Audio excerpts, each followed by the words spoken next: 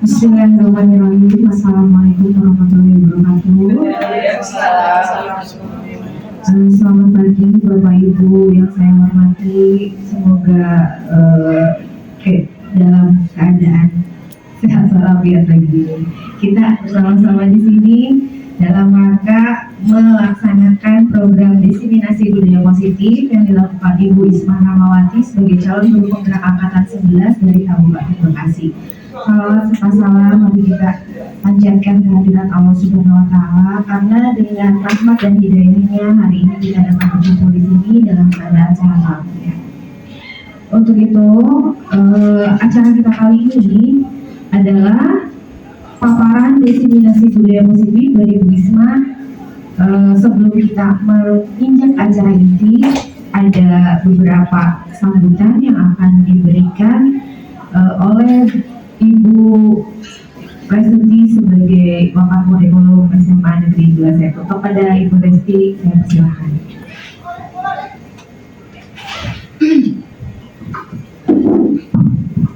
Bismillahirrahmanirrahim. Assalamualaikum warahmatullahi wabarakatuh. Puji syukur kita panjatkan kehadirat Allah Subhanahu wa Ta'ala atas berkat rahmat dan hidayahnya kita bisa berkumpul di acara diseminasi budaya positif yang akan dipaparkan oleh Ibu Isma Rahmawati. Sebelumnya, alhamdulillah Bapak Ibu, mungkin ini adalah diseminasi kedua dari calon guru penggerak yang ada di Seman 21. Yang sebelumnya mungkin sudah pernah ada yang mengikuti diseminasi dari Ibu Raida, begitu. Oke. Betul, Bu Raida dan juga Bu Mega. Berarti artinya ini merupakan diseminasi ketiga yang akan dibawakan oleh Bu Isma. Dari saya sebagai kurikulum, ini sangat bermanfaat. Program ini sangat bermanfaat karena kenapa? Ini akan berdampak kepada kualitas kita pembelajaran di sekolah ataupun di kelas, seperti itu. Nah, saya berharap dengan adanya diseminasi ini, kita semua sebagai guru, pelaksana pembelajar di kelas, kita bisa menerapkan budaya-budaya positif yang akan disampaikan oleh Bu Isma, sehingga terjadi peningkatan kualitas dari siswa-siswi kita di sekolah. Itu aja dari saya. Terima kasih. Wassalamualaikum warahmatullahi wabarakatuh. Waalaikumsalam warahmatullahi wabarakatuh. Terima kasih kepada Bu Desi atas sambutannya. Kita langsung beranjak ke acara inti, di mana Bu Isma akan memaparkan diseminasi mengenai budaya positif. Kepada Bu Isma, silakan.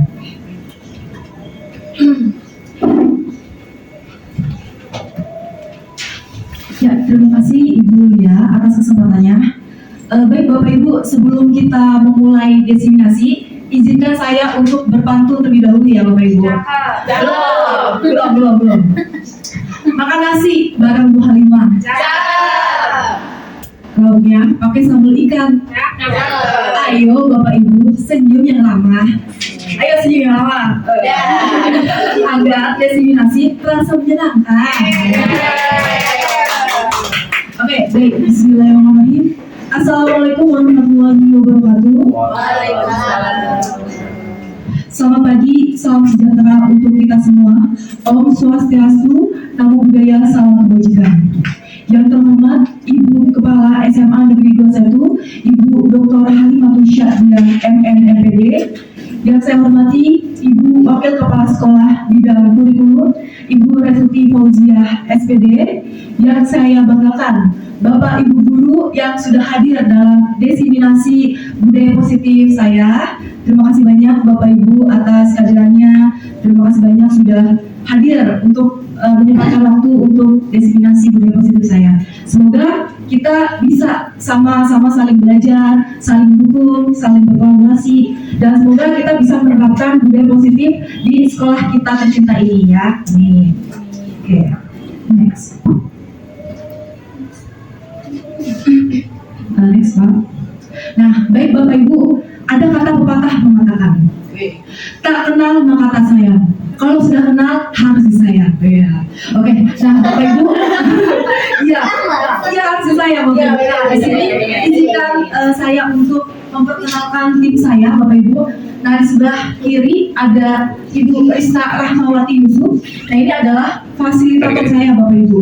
Nah, lalu di sebelah kanan ada pengajar praktik saya, Ibu Sekarsari Sunaryo Putri, MPD. Nah, ini adalah pengajar praktik saya. Jadi, kalau bisa pendampingan individu, pasti Bapak Ibu sering melihat Ibu Sekar ini yang cantik serta membahana gitu ya. Nah, kalau Bu Risna belum pernah ketemu pasti, soalnya ketemunya nanti pada saat panen karya gitu. Tapi Bu Risna juga tidak kalah cantik Bapak Ibu. Nah, untuk yang di tengah-tengah nih Bapak Ibu, nah ini the one and only ya, the one and only saya sendiri, Ibu Ismah Rajmawati SPD. Ya, Raj, ada sejarahnya itu Bapak Ibu. Ya, nah saya adalah calon guru penggerak angkatan 11. Oke, baik Bapak Ibu, sebelum beranjak ke selanjutnya, nah di sini saya mau memberikan semangat dulu untuk Bapak Ibu. Nah, jadi ada ice breaking. Nah, ice breaking kali ini ada tepuk semangat Bapak Ibu ya. Jadi izin tidak menggunakan mikrofon ya. Jadi tepuk semangatnya itu seperti ini. Tepuk semangat, dang dang dang, ding ding ding, dung dung dung, dan dang dang, ding ding ding, dung dung dung, aha aha nah, aha aha aha aha semangat gitu ya.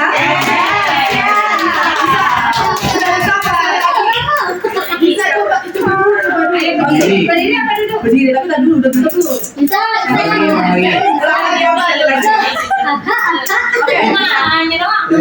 Ya, oke. Oke Bapak Ibu, dia bisa saya nih ya. 1, 2, 3.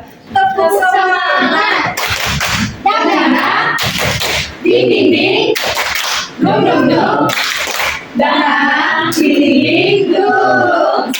Aha aha aha aha semangat.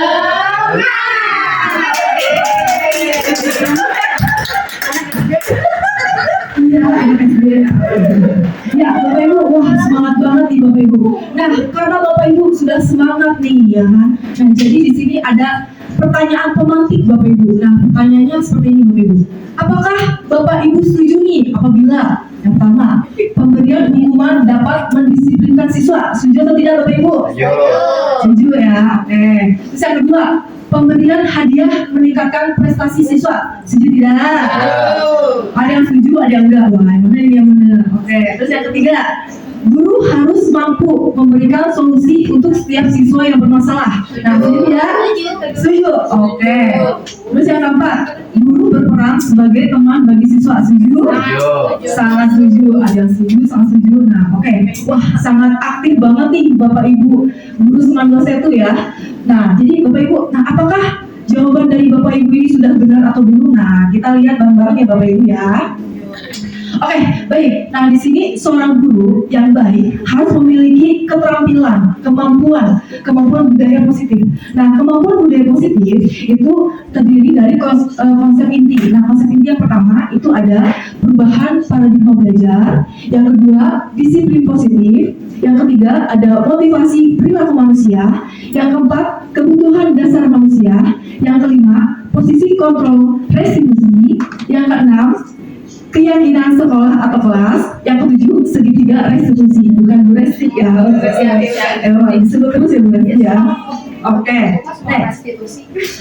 Baik Bapak Ibu. Nah, di sini ada perubahan pembelajaran dengan paradigma belajar yang dirancang berdasarkan prinsip pembelajaran berdiferensiasi. Nah, pembelajaran berdiferensiasi, jadi kita setiap siswa itu mempunyai kemampuannya masing-masing, mempunyai bakat dan minatnya masing-masing. Jadi kita sebagai guru harus bisa sesuai nih pembelajaran berdiferensiasi. Jangan sampai kita sebagai guru, anak-anak punya bakat minat dan bakat masing-masing, kitanya ya nggak tahu harus ngapain gitu ya. Nah, kalau misalnya kita sudah bisa menjalankan pembelajaran berdiferensiasi, nah itu bisa mewujudkan profil pelajar Pancasila. Nah, profil pelajar Pancasila itu ada yang pertama, beriman bertakwa kepada Tuhan Yang Maha Esa. Nah, contohnya itu kayak berdoa sebelum dan setelah belajar gitu ya Bapak Ibu. Nah, lalu beribadah sesuai dengan kepercayaan masing-masing. Nah, lalu yang kedua ada mandiri nih.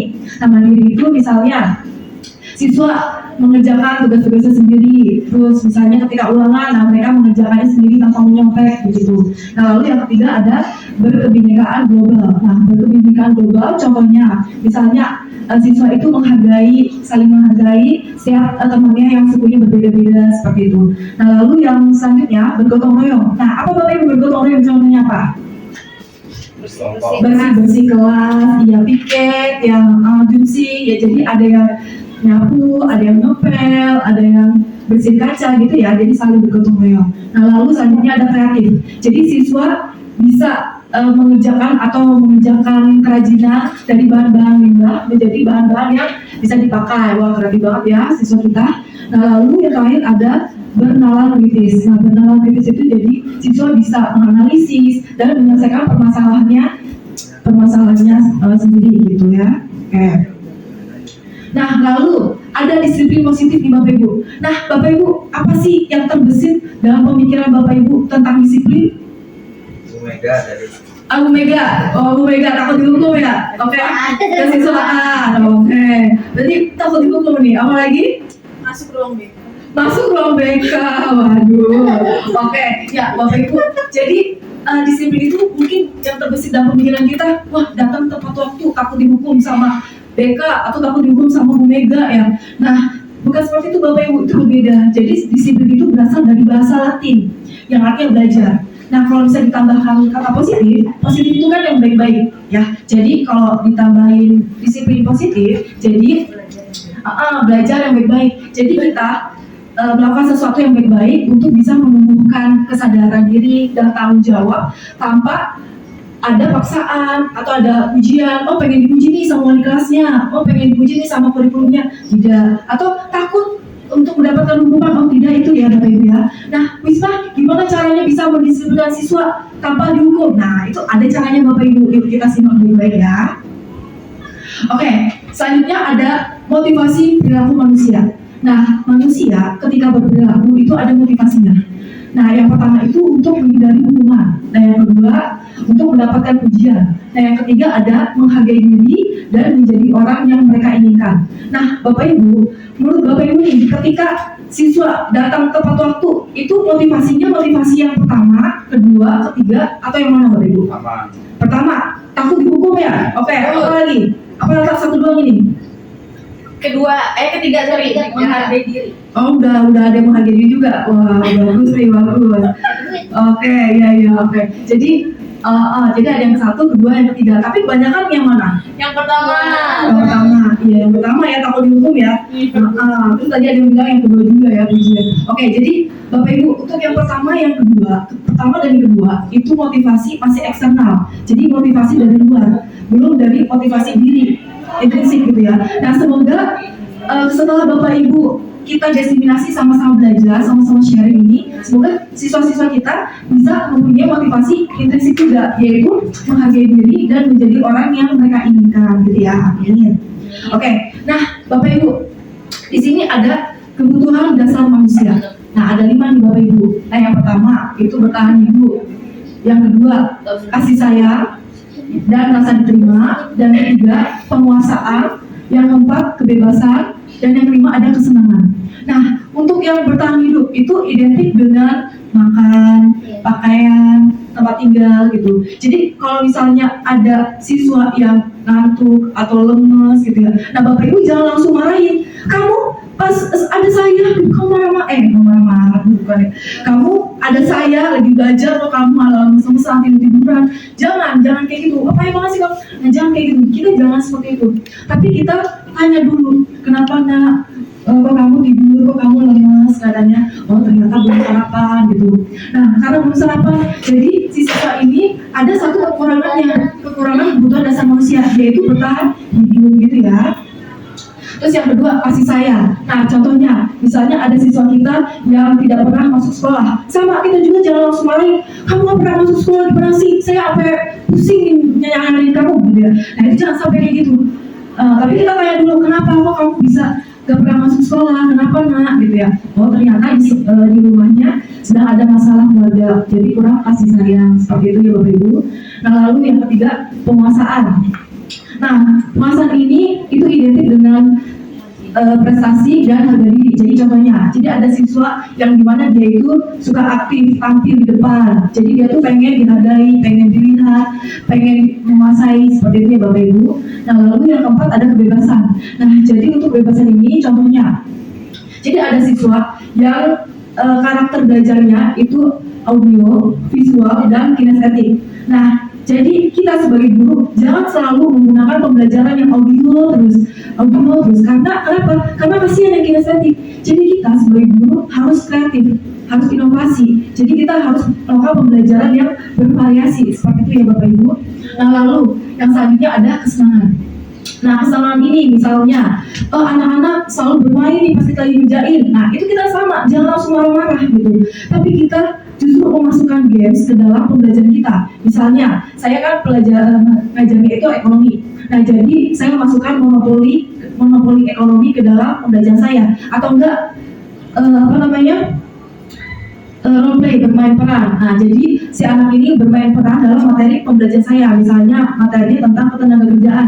Jadi ada yang jadi bos, ada yang jadi preman, ada yang jadi orang yang nyari pekerjaan, terus ada yang pengangguran, nah kayak gitu. Terus ada juga ibu-ibu yang punya anak, nah anak kecilnya ingusan gitu. Nah ini kan lucu banget. Nah jadi biasanya si anak kecil ini yang jadi itu adalah anak-anak yang galak gitu. Jadi lucu banget Bapak Ibu. Coba Bapak Ibu terapkan ini ya. Nah lalu di sini ada hukuman, konsekuensi, dan restitusi. Nah hukuman itu identik dengan tanpa direncana, jadi dadakan. Terus identik juga dengan hukuman fisik, psikis, dan kata-kata kasar. Misalnya, ada siswa yang terlambat.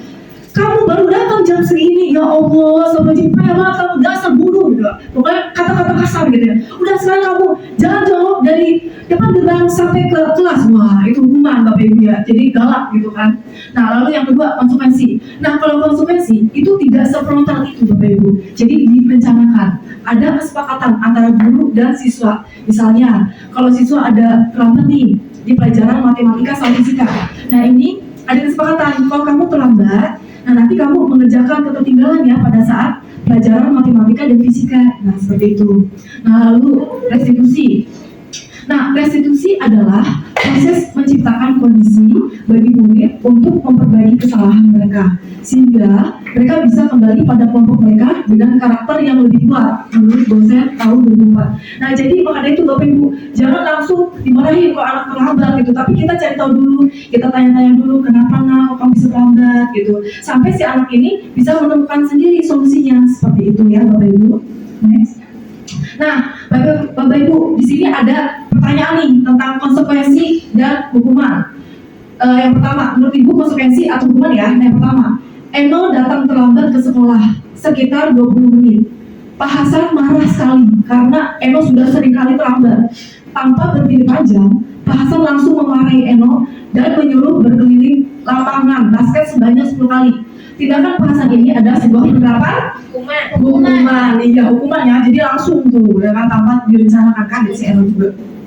Oke, terus yang kedua, Sinta mencoret di buku ini. Ibu guru meminta Sinta segera membersihkan catatan buku ini. Tindakan ibu guru tersebut termasuk penerapan konsekuensi. Ya, betul sekali, pintar-pintar ya Bapak Ibu ya. Iya, oke, next. Nah, Bapak Ibu, di sini ada posisi kontrol guru nih. Ada 5 posisi kontrol guru. Yang pertama ada pembuku, yang kedua pembuat merasa bersalah, yang ketiga teman, yang keempat pemantau, yang kelima manajer. Nah, Bapak Ibu, dari tadi kan saya menjelaskannya berbicara terus ya. Takutnya Bapak Ibu bosan, nah jadi saya variasi juga nih. Jadi ada video. Jadi Bapak Ibu bisa melihat 5 posisi kontrol guru. Nah, nanti Bapak Ibu posisi kontrol mana yang menurut Ibu saya ini gitu, posisi kontrol mana gitu ya. Oke, next Pak.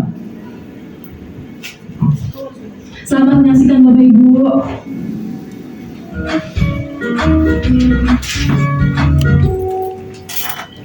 Salam bahagia Ibu dan Bapak guru hebat. Dalam penerapan disiplin positif restitusi, salah satu program yang dikembangkan adalah 5 posisi kontrol. 5 posisi kontrol dalam restitusi adalah proses perjalanan seorang pendidik agar dapat mengenali dirinya. Pada video kali ini, kita akan membahas tentang 5 posisi kontrol yang dikembangkan dosen dan contoh penerapannya.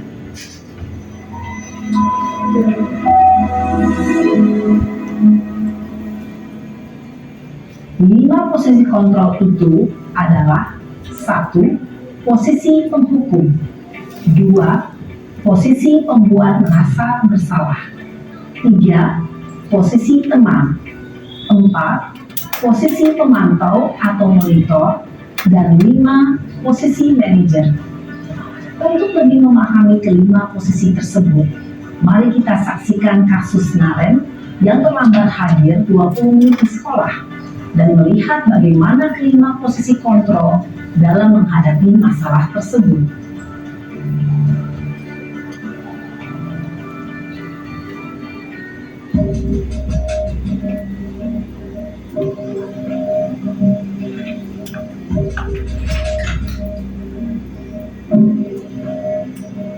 Naren! Sini kamu! Selamat pagi, Bu. Selalu terlambat. Kamu deh, pasti terlambat. Maaf, Bu. Saya Apa? Apa coba? Alasan kamu apa lagi? Kapan sih kamu tidak terlambat? Malas sekali ya kamu jadi anak. saya Dasar pemalas. Gak kapok-kapok sih kamu. Sudah berapa kali terlambat? Sana, kamu keliling lapangan basket 2 kali. kenapa saya harus keliling lapangan basket, Bu? Kenapa? Kamu melawan ibu? Berani-beraninya jawab. Sudah terlambat, masih berani jawab pula. Sekarang, keliling lapangan basket 5 kali sekalian. Biar kapok. Cepat. Pergi sana ke lapangan basket. Posisi penghukum biasanya berbicara dengan nada tinggi, menghardik, menunjuk-nunjuk, menyakiti, dan menyindir. Hukuman bisa berupa fisik maupun psikis. Ibu dan bapak guru hebat. Dampak yang terjadi pada murid ketika guru berada pada posisi penghukum adalah murid cenderung akan memberontak, bahkan menyimpan dendam.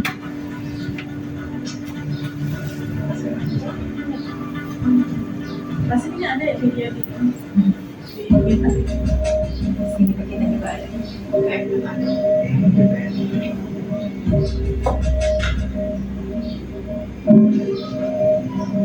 Naren!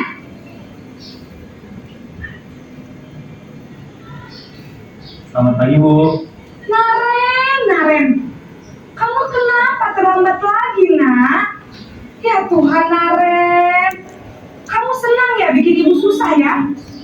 Kalau kamu terlambat lagi, nanti ibu yang ditegur bapak kepala sekolah, nak. Disangka ibu tidak bisa membina kamu. Duh, gimana ini? Maaf, Bu. Duh, Gusti Naren. Kamu suka ya kalau ibu ditegur bapak kepala sekolah? Terus, sekarang ibu harus tulis apa yang di buku absen? Ini kamu sudah sering terlambat loh. Ibu harus apa coba? Maaf, Bu. Maaf sekali. Ya sudah, lain kali jangan bikin ibu susah lagi ya nak ya.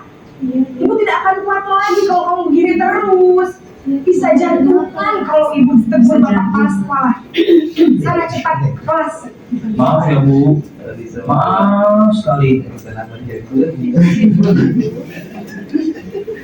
Posisi pembuat rasa bersalah berbicara dengan nada tenang, cenderung lembut, namun kata-kata yang diutarakan membuat murid merasa menjadi orang yang gagal, memandang buruk dirinya sendiri, merasa tidak berharga, dan tidak sanggup membahagiakan orang lain.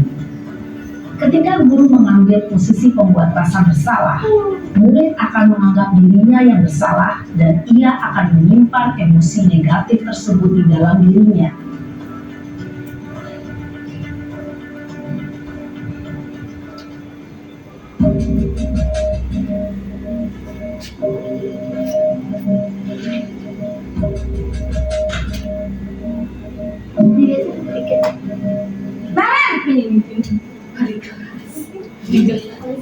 Selamat pagi Bu. Wah, sudah jam berapa ini nak? Terlambat lagi ya sayang. Iya Bu, habis ibu saya membangunkan saya Bu. Kamu malah menyalahkan ibu kamu. Kamu bukannya anak yang larinya paling kencang. Kok terlambat sih? Iya Bu, saya memang terlambat bangun tadi. Jadi biarpun saya lari kencang, tetap gak kekejar Bu. Ya sudah sana. Nanti lain kali larinya lebih kencang lagi ya. Biar gak terlambat lagi. Bikin seneng ibu. Demi ibu. Bisa kan? Bisa lah Bu. Ya sudah sana masuk kelas. Ibu kan ngasih urusan absen kamu. Iya. Ada saja. Dalam sesi teman, guru berbicara dengan nada suara ramah, akrab, cenderung bersenda gurau untuk menjaga suasana tetap santai. Murid akan merasa senang, aman, dan akrab dengan guru. Identitas yang tercipta adalah identitas sukses atau berhasil. Namun, perlu diingat, karena ini masih dorongan eksternal, maka ada faktor ketergantungan dari murid kepada orang tertentu. Di sini guru absennya, sehingga di lain waktu murid bisa berperilaku baik, namun hanya kepada orang-orang tertentu saja.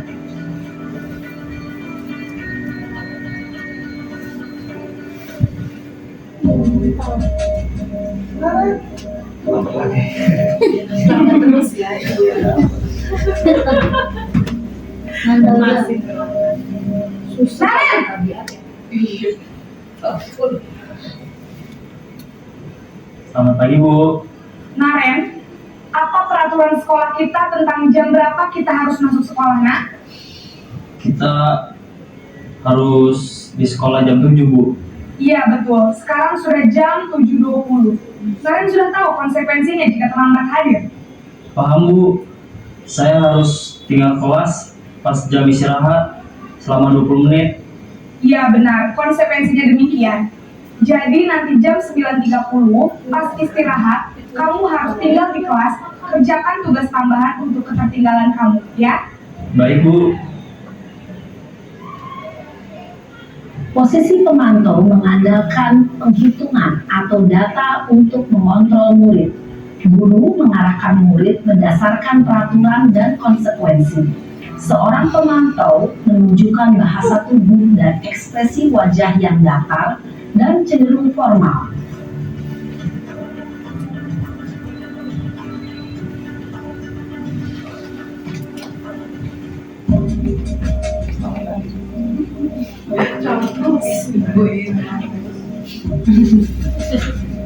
Ada 10 adegan.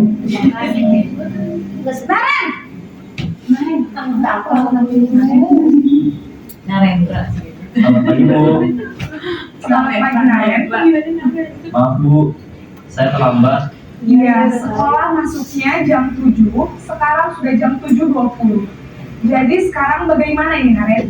Maaf Bu, saya lupa setel alarm saya semalam.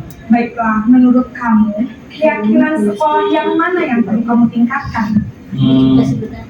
Menghargai diri sendiri dan orang lain mungkin ya Bu. Setuju.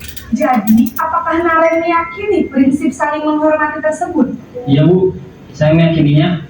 Apakah Naren bersedia memperbaiki masalah keterlambatan ini? Bersedia Bu. Bagaimana kamu akan perbaiki masalah keterlambatan ini? Saya akan coba untuk tidak lupa menyetel alarm saya Bu. Baik, kalau Naren lupa menyetel alarm di rumah, ada orang yang kira-kira bisa bantu mengingatkan tidak? Ada Bu, kakak saya, Kak Emma. Ada lagi selain Kak Emma? Selain Kak Emma, ada ibu saya. Baik, jadi yang mengingatkan Naren adalah Kak Emma dan ibu kamu ya. Kira-kira akan mulai setel alarm kapan nih Naren? Setelah pulang sekolah, akan segera saya lakukan.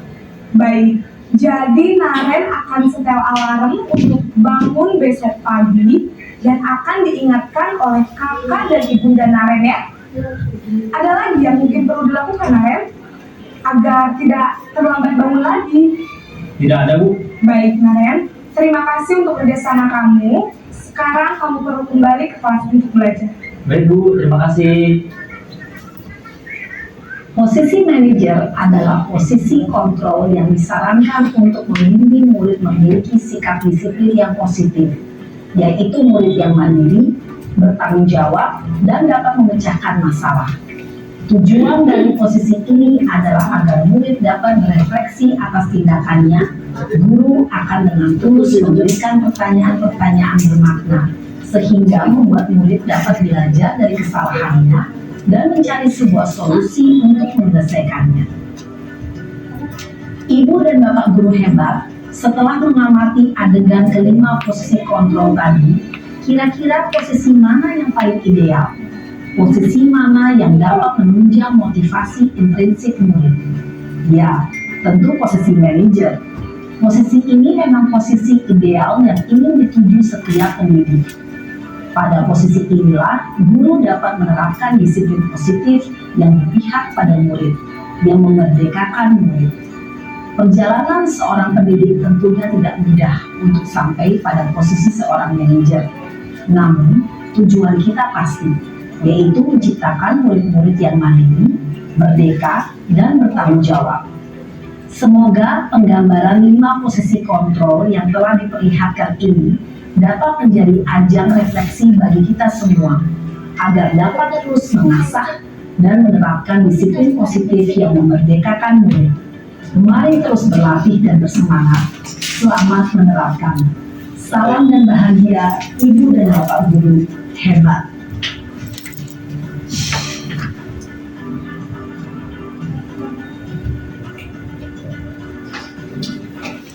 Nah, Ibu, sebentar. HP-nya dulu. oke. Ya, Bapak Ibu bagaimana tadi videonya? Si Naren telat dulu ya? Wah, nah, Bapak Ibu di sini ada pertanyaan nih. Jadi pertanyaannya adalah dari kelima posisi kontrol Bapak Ibu yang memiliki posisi kontrol yang mana gitu ya. Terus yang kedua, menurut Bapak Ibu posisi kontrol mana yang paling tepat dan kenapa gitu ya. Nah di sini saya akan membagikan kertas, jadi Bapak Ibu tolong diisi. Boleh.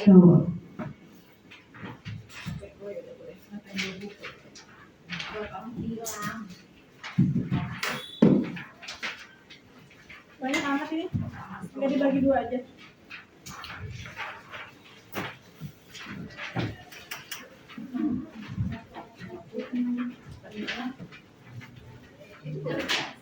Kok harus jadi ganti sipil sih? Dia jemput anaknya dulu.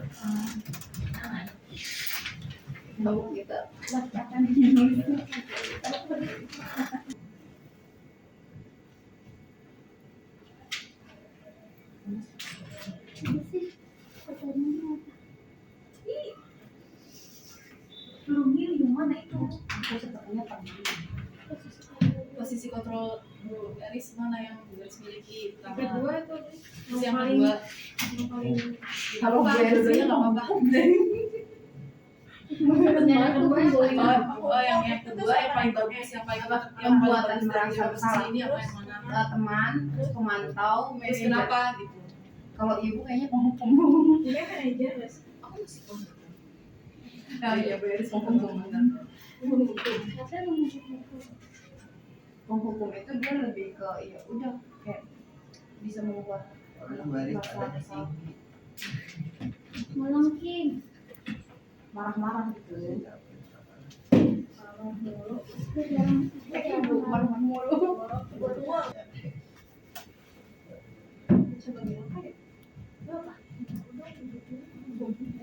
Iya. Pertanyaan kedua yang terbaik ya dari 5 posisi ini mana yang paling bagus? Terus kenapa? Pertama, posisi kontrol mana yang Bapak di Ojek mana? milikin? Yang Ojek punya tuh yang mana? Posisi bapak di mana? Di sini. lihatin dulu. Ini jangan gitu. Ini senpas.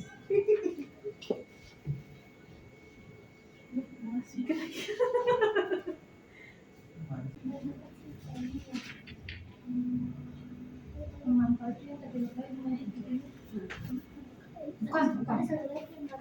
Pemantau itu dia yang memantau iya mengingatkan sesuai dengan aturan yang itu. sesuai apa yang dilakuin.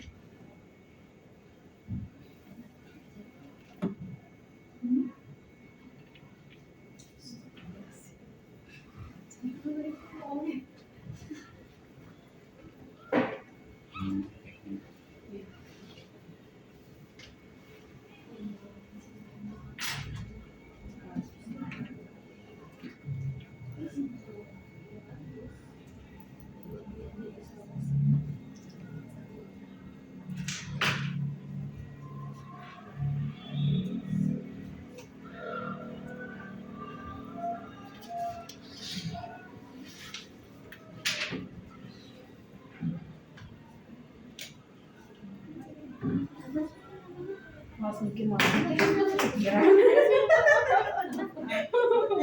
bisa banget emang merendok begitu.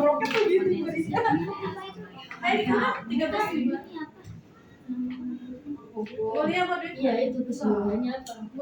Posisi apa itu? Pinjam dong 13.000 untuk membayar Ya udah kita bersama. Tapi ini ya maaf ya berhenti Oke, Bapak Ibu gimana? Sudah selesai belum? Sudah ya. Oke. Nah, baik di sini saya ingin penasaran nih, pengen tahu. Bu Lia, bagaimana Bu Lia? Bu Lia dari kelima posisi kontrol Ibu yang Ibu punya yang mana? Ya, terima kasih Bu Isma atas kesempatannya. Kalau saya pribadi, saya lebih ke posisi kontrol sebagai teman.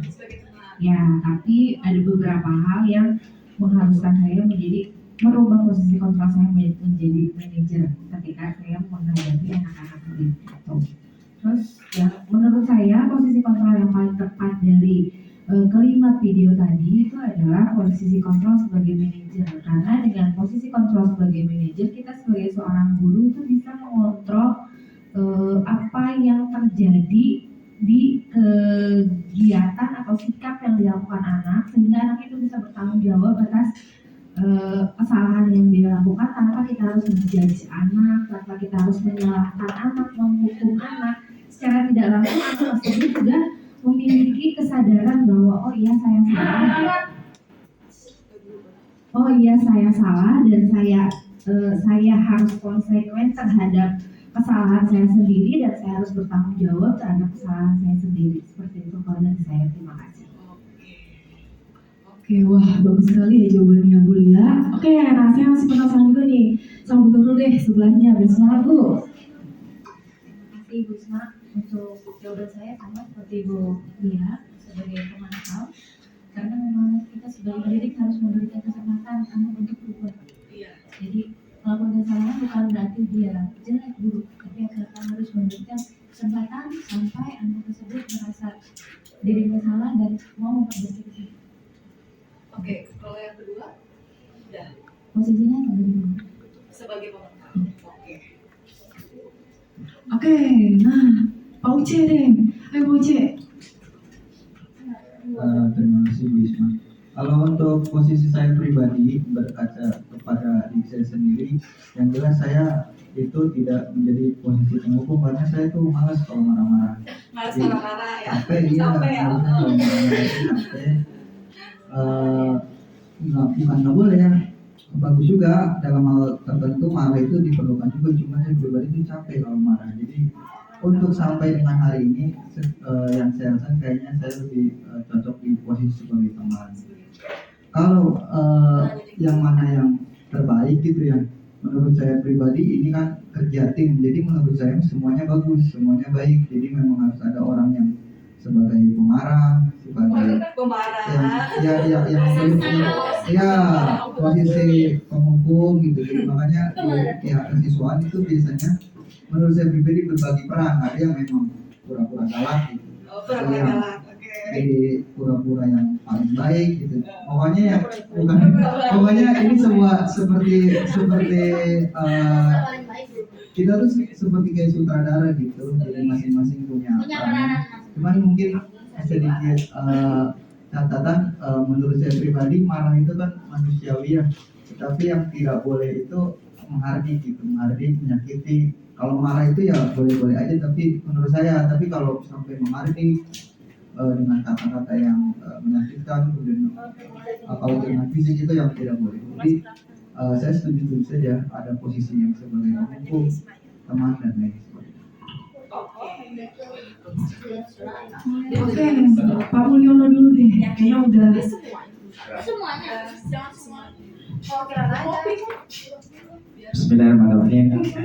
Assalamualaikum warahmatullahi wabarakatuh. Terima kasih Bu Isma yang sudah memaparkan posisi kontrol ya dalam materi ini. Kalau saya pribadi dari kelima posisi kontrol ini, saya lebih fokus atau lebih mengarah pada posisi kontrol sebagai teman. Karena kita ini SMA ya, SMA itu identik dengan anak-anak yang sudah dewasa. Jadi dengan kita melakukan posisi kontrol sebagai teman, anak-anak itu lebih terarah, lebih nyambung, kita berdiskusi dengan teman-teman yang ada di sekolah. Artinya bahwa murid ini lebih tepat kalau saya sebagai teman seperti Pak Uce. Kemudian kalau posisi kontrol mana yang lebih tepat, ya tentunya pasti posisi kontrol sebagai manajer. Karena manajer itu kan bagaimana memberikan solusi yang terbaik buat siswa, terutama siswa yang memang punya masalah atau yang memang lagi kondisi bersalah. Jadi anak akan merasa memiliki tanggung jawab yang tepat dan memiliki solusi bagi diri sendiri. Jadi kita kembalikan lagi ke siswa bagaimana mereka untuk bertanggung jawab. Itu aja. Terima kasih. Oke, wah bagus sekali nih jawabannya dari Pak Mulyono. Nah, ini nih yang pakai baju pink nih, yang cantik jelita nih. Oke, Bu Eris. Silakan Bu Eris. Terima kasih Wisma. Assalamualaikum warahmatullahi wabarakatuh. Sepertinya idem sama dengan Pak Uce atau Pak Mulyono. Saya juga ada di posisi sebagai teman. Ini tergantung siswanya juga. Kita lihat, kadang kan ada siswa yang tidak bisa dibujuk, gitu kan. Ada juga dengan pendekatan yang harus kita sebagai teman. Ada juga kan siswa yang kuat mental gitu. Tetapi terkadang saya harus menjadi posisi penghukum jika anak tersebut berulang kali melakukan kesalahan, gitu. Itu menurut saya. Dan kemudian yang menurut saya posisi yang terbaik atau termasuk paling masuk akal itu kita bisa jadi ada di posisi pemantau. Kita juga harus lihat alasannya. Ini kan tadi kita bahas tentang keterlambatan siswa. Alasan kita tidak langsung harus menyalahkan atau kita tidak juga harus memanjakan gitu. Tapi kita juga harus tahu alasannya kenapa datang terlambat. Jadi makanya itu pemantau posisi yang tadi, masalah yang tadi itu. Terima kasih. Assalamualaikum warahmatullahi wabarakatuh. Waalaikumsalam. Langsung aja. Oke, baik. Terima kasih atas kesempatannya. Kalau saya sendiri, saya sama seperti Bu Eris. Jadi untuk beberapa anak yang memang karakternya susah, agak sulit diiningin gitu ya, dikuasai gitu, dibilangin. Nah, saya biasanya pakai kontrol penghukum. Tapi kalau misalkan anaknya ternyata dia lemah lembut, terus bisa diajak ngobrol, nah itu posisi saya dari posisi sebagai teman seperti itu. Tapi ya kalau misalkan ditanya yang posisi yang paling bagus itu udah jelas pasti manajer sih. Kalau menurut saya sih manajer seperti itu. Kenapa? Karena anak diposisikan di kondisi yang dia sendiri tidak merasa tertekan ataupun merasa bersalah seperti itu. Jadi anak itu bisa berpikir dan menghadapi kesalahannya dengan mau memperbaiki atas dasar pemikirannya. Oh ternyata gue salah ya. Oh harusnya begini ya. Kalau misalkan gue seperti ini kayaknya hal yang terjadi akan seperti ini. Jadi dia berpikir secara logika berdasarkan apa yang dia pikirkan gitu. Jadi kita hanya ngasih tahu, oh kamu kayak gini, kamu akan seperti apa gitu. Oh kalau misalkan saya seperti ini, saya akan menjadi seperti ini. Nah, apakah kamu mau menjadi seperti itu? Oh tidak, maka dia akan berpikir harusnya saya seperti apa baiknya gitu. Jadi sadar diri gitu, dia dan menemukan solusinya secara mandiri seperti itu. Dan dengan seperti itu dia juga akan menghargai diri sendiri gitu. Makanya ada tadi mungkin yang ketiga yang pas di awal kan ada 3 poin tuh ya, motivasi diri itu ada yang takut dihukum, yang pengennya dikarenain dipuji. Nah ini adalah motivasi yang karena dia ingin menghargai diri dia sendiri seperti itu. Terima kasih. Bismillahirrahmanirrahim. Assalamualaikum warahmatullahi wabarakatuh. Waalaikumsalam warahmatullahi wabarakatuh. Untuk posisi kontrol saya sebagai guru di sini mungkin sama seperti Kak Uce, Pak Mulyono, Bu Es dan Bu Resti ya. Di sini saya memposisikan diri sebagai teman karena di sini saya kalau misalnya gak bisa namanya saya tuh memposisikan diri sebagai penghukum gitu yang suka mungkin terkadang lebih suka marahnya gitu kan, marah-marah. Saya orangnya kan agak suka nggak enakannya gitu ya. Kalau misalnya marah biasanya suka aduh takut nyakitin gitu. Takut nyakitin, suka kepikiran sendiri kalau misalnya habis marah tuh ya. Aduh kayaknya gue tadi salah ngomong deh gitu kan. Takutnya iya gitu kan. Jadi saya memilih memposisikan diri sebagai teman. Selain itu juga mungkin seperti yang disampaikan oleh Bu Eris dan Bu Resti ya, tergantung temannya juga, tergantung siswanya ya, tergantung muridnya ya. Kadang ada murid yang sudah berkali-kali diberikan nasihat gitu kan, teguran, tapi ternyata sering diulang terus gitu kan. Nah ini berarti saya akan merubah posisi saya sebagai penghukum misalnya kan. Ya gitu, tapi kalau misalnya karakter atau siswanya itu mungkin yang seperti disebutkan lemah lembut gitu kan, masih bisa dikasih arahan, ditegur. Makanya saya di sini memposisikan diri sebagai teman. Mungkin itu aja yang bisa saya sampaikan. Kurang lebih dan maaf. Wassalamualaikum warahmatullahi wabarakatuh. Yang paling tepat manajerial mungkin. Manajer ya Bu ya. Iya yang paling tepat mungkin manajer. Aku jadi ikut-ikutan ibu. Oke. Ya. Oke, terima kasih Bu Irma, Amanapun Muda.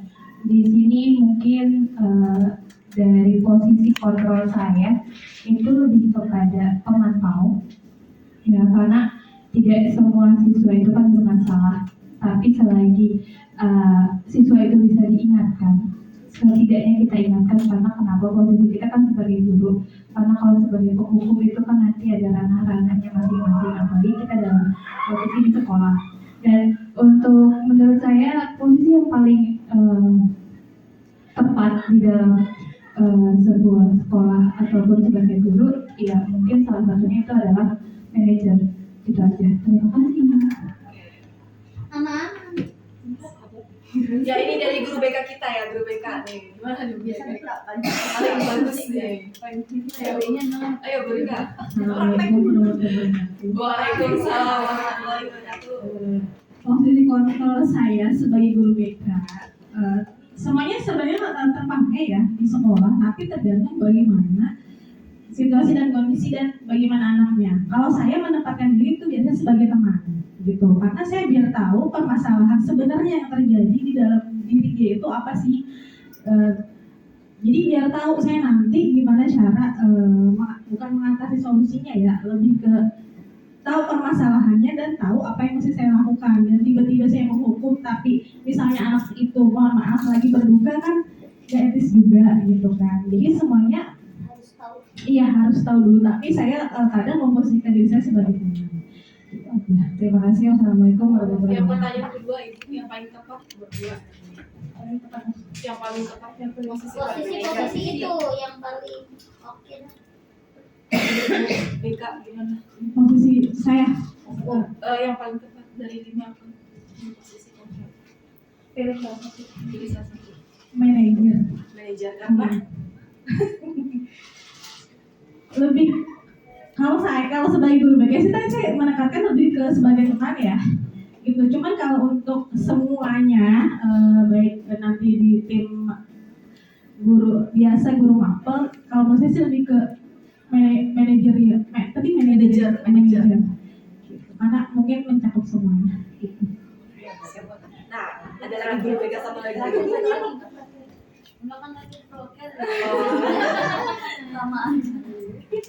Oke, wah, sangat luar biasa sekali nih jawaban dari Bapak Ibu. Makanya kenapa saya minta satu-satu, karena jawaban dari Bapak Ibu ini sangat luar biasa, bagus-bagus dan aktif-aktif guru-guru 19 itu. Nah, oke, baik Bapak Ibu. Nah, jadi posisi kontrol yang paling terbaik, yang paling bagus adalah posisi kontrol manajer Bapak Ibu. Karena guru itu mendukung murid untuk mempertanggungjawabkan perilakunya. Ya, jadi sehingga murid itu bisa menemukan solusinya sendiri gitu. Jadi posisi kontrol yang terbaik adalah posisi kontrol manager ya. Oke. Next. Nah, Bapak Ibu di sini ada keyakinan kelas nih Bapak Ibu. Nah, keyakinan kelas itu terbentuk karena adanya kesepakatan antara guru dan siswa. Terus yang kedua, menggunakan kalimat positif. Nah, jadi jangan menggunakan kalimat yang negatif. Misalnya, tidak boleh terlambat datang ke sekolah. Nah, jangan kayak gitu. Tapi datang tepat waktu seperti itu. Terus yang ketiga, misalnya menggunakan kalimat yang tidak panjang. Jadi harus singkat, padat, dan jelas. Nah, kalau yang singkat, padat, dan jelas, misalnya saling menghargai gitu. Nah, Bapak Ibu di sini saya ada bukti otentiknya nih. Jadi ada keyakinan kelas dari kelas 11 IPS 1 dengan perwalian saya. Nah, jadi di sini anak-anak membuat keyakinan kelas bersama saya. Jadi ini bisa terbentuk karena adanya kesepakatan saya dan murid-murid kelas 11 IPS 1. Nah, di sini ada datang tepat waktu, terus yang kedua budaya 5S, yang kelima menjaga kebersihan, yang ketiga ada menjaga kebersihan, yang keempat ada saling menghargai, yang kelima fokus belajar, yang keenam kreatif. Nah, di sini anak-anak kelas 11 IPS 1 ini kreatif sekali ya. Padahal di sini saya cuma minta untuk keyakinan kelas saja secara tulisan. Nah, tapi di sini anak-anak digambar dan dihias juga, digambar terus diwarnai. Jadi makin bagus, makin kreatif ya, makin enak dilihatnya. Oke. Selanjutnya ada segitiga restitusi. Nah, restitusi adalah proses menciptakan kondisi bagi murid untuk memperbaiki kesalahan mereka sehingga mereka bisa kembali pada kelompok mereka dengan karakter yang lebih kuat. Itu menurut dosen tahun 2004. Nah, kalau misalnya ada permasalahan-permasalahan di sekolah atau bisa ada siswa yang terlambat, terus siswa yang suka bolos, terus siswa yang tidak mengerjakan PR atau yang lain-lain tentang siswa. Nah, jadi Bapak Ibu jangan langsung marah-marah atau jangan langsung menghukum, tapi Bapak Ibu selesaikannya dengan segitiga restitusi. Nah, bagaimana cara-caranya? Oke, next Bapak. Nah, caranya yang pertama yaitu menstabilkan identitas dulu Bapak Ibu. Kita stabilin identitasnya. Kita bikin anak itu percaya diri dulu. Bikin anak biar nggak takut dulu sama kita. Biar anak itu mau cerita sama kita. Jadi kita harus stabilin identitasnya dulu. Nah, bisa dengan pertanyaannya, kamu bukan satu-satunya yang pernah melakukan ini nak, gitu. Terus yang kedua, setiap orang pasti pernah melakukan kesalahan. Gitu, jadi manusiawi aja nak gitu ya. Nah, kalau bisa sudah disabilin identitasnya, nah, lalu kita validasi. Kalau sudah, kita validasi kebutuhan. Nah, di sini kita bisa bertanya tentang kamu tentu punya alasan mengapa melakukan itu gitu ya. Nah, terus adakah cara yang lebih efektif untuk mendapatkan apa yang kamu butuhkan? Nah, misalkan tadi si Naren kan telat tuh ya. Nah, telat karena si Naren tidak lupa untuk nyalain alarm. Nah, berarti yang harus dilakukan adalah dia harus nyalain alarm. Atau cara yang lain bisa dibantu sama orang tuanya atau kakaknya ya kan.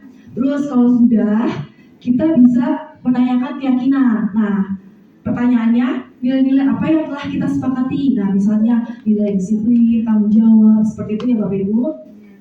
Nah, terus selanjutnya kamu ingin menjadi orang yang seperti apa?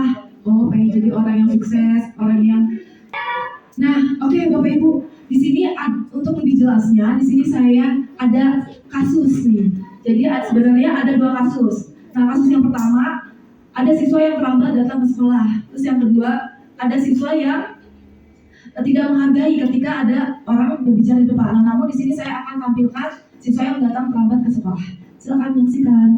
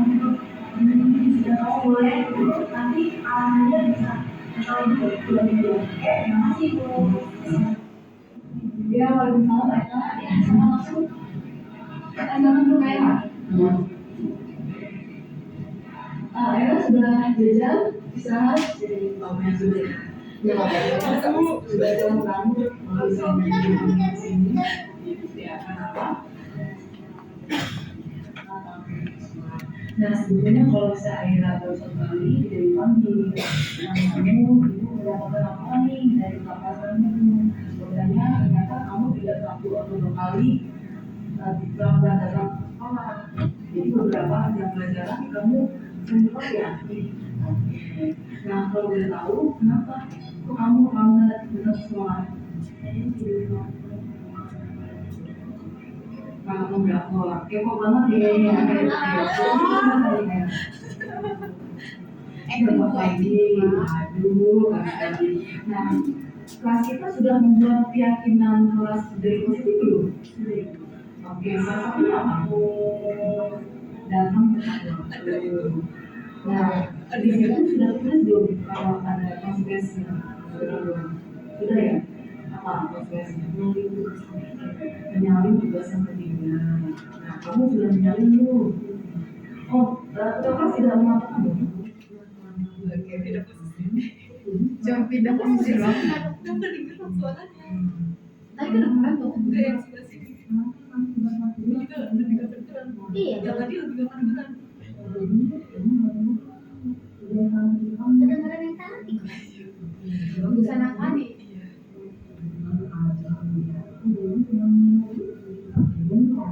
Janji yuk, Jadi. Aduh, lebih ke beda hari gitu ya. Bisa enggak. Ya sekarang nggak ada kerjaan enggak. Jadi baik pokoknya. Oke, Bapak Ibu, nah di sini ada tanggapan nih dari siswa.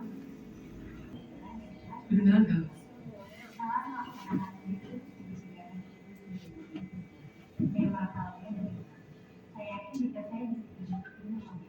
Kecil banget. Kecil banget ya. Umpan balik. Oke. Bisa sampaikan dari kelas 11 IPA 2. Setelah kami berdua mendapatkan penanganan segitiga restitusi bersama Bu Isma, kami merasa lega karena kami kira kami akan diomelin dan diberikan hukuman. Tetapi Bu Isma menyelesaikan semua itu dengan sangat baik, dan juga kami jadi sadar bahwa menghargai orang lain itu sangat penting. Kami berterima kasih kepada Bu Isma karena telah memberikan masukan kepada kami dan juga telah menasihati kami. Terima kasih Bu Isma. Nah, oke Bapak Ibu. Jadi kalau misalnya kita menyelesaikan permasalahan siswa yang datang terlambat atau tidak menghargai temannya, itu ketika kita menyelesaikannya dengan segitiga restitusi, jadi siswa ini jadi senang sama kita, mau cerita, dan bahkan mereka sendiri yang tahu solusinya seperti apa, kayak gitu ya. Nah, wah udah mau terakhir nih Bapak Ibu ya. Nah jadi gini, sebelum ditutup, di sini saya mengambil pedoman dari Ki Hajar Dewantara, yaitu seorang guru harus memiliki 3 pedoman. Yang pertama, Ingarso Suntulodo. Yang kedua, Imadio Mangunkarso. Yang ketiga, Tuturi Handayani. Nah, yang pertama itu kan Imadio Mangunkarso. Jadi, ketika seorang guru ada di depan, kita sebagai guru harus bisa menjadi contoh, bisa menjadi teladan untuk siswa-siswanya. Terus yang kedua, Imadio Mangunkarso. Jadi, ketika seorang guru ada di tengah-tengah kesibukannya, nah seorang guru itu harus bisa memberikan dorongan semangat gitu ya Bapak Ibu. Nah terus yang ketiga, Tuturi Handayani. Jadi ketika seorang guru ada di belakang, nah seorang guru itu harus bisa memberikan motivasi seperti itu ya. Ya mungkin itu saja dari saya. Terima kasih. Nah sebelum ditutup, karena tadi di pembukaan menggunakan pantun, Nah, penutupan juga menggunakan pantun ya Bapak Ibu. Oke, udah siap Bapak Ibu? Ya. Oke. Oh, belum. Bunga mawar, bunga melati. Indah dipandang di sore hari. Islam pamit undur diri. Sekian dan terima kasih. Oke. Bilahi bismillah wassalamualaikum. Wassalamualaikum warahmatullahi wabarakatuh. Alhamdulillahirobbilalamin.